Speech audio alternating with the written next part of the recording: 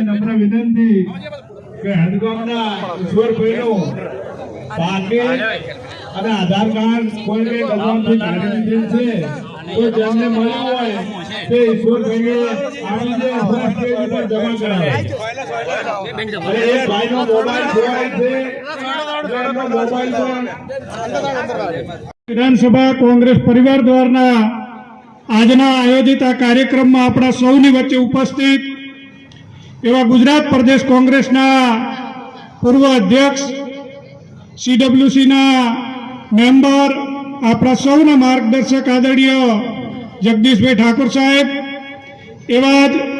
આપણા સૌની વચ્ચે ઉપસ્થિત છેક રાજકોટ રાત્રે બેનથી વાત થઈ જે અગ્નિકાંડ બન્યો હતો એના વિરોધ પ્રદર્શન કાર્યક્રમમાં હતા અને સતત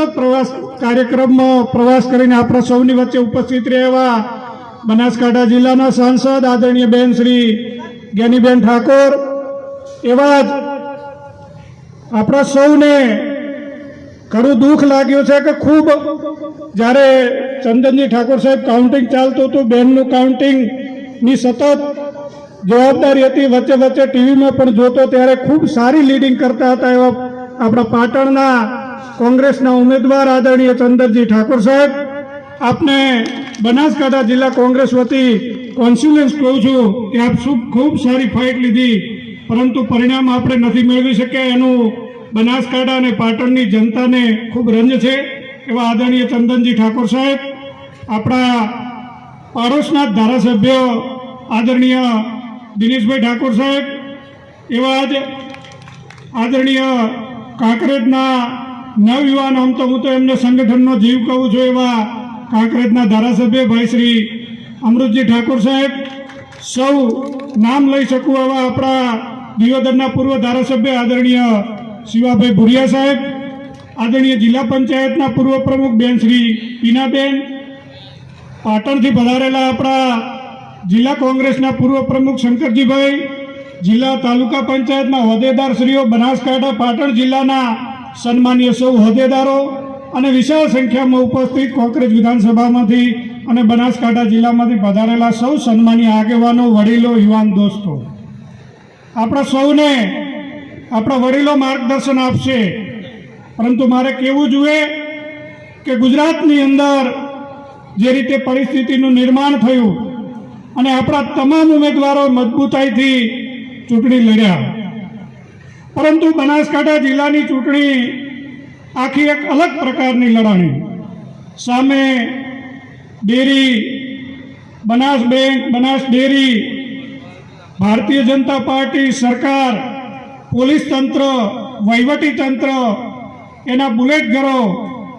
અને ભૂમાફિયાઓ દ્વારા સતત આપણે મજબૂત રીતે એમનો સામનો કર્યો. વહીવટી તંત્રએ પણ આપણને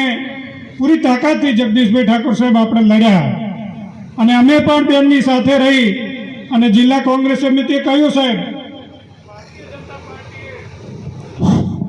જે રીતે ચૂંટણી લડવી હોય એ બનાસકાંઠા જિલ્લા કોંગ્રેસ એની સામે તાકાતથી ચૂંટણી લડવા તૈયાર છે. એ જે દિશામાં ચૂંટણી લડ્યા, મારે ના કહેવું જોઈએ કે તંત્રનો પણ ઉપયોગ કર્યો. અમે વારંવાર પ્રતિનિધિ મંડળ, કલેક્ટરશ્રીને, એસપીશ્રીને, ઓબ્ઝર્વરને મળ્યા કે સાહેબ આ લોકશાહી ઢબે બનાસકાંઠાની ચૂંટણી થતી નથી.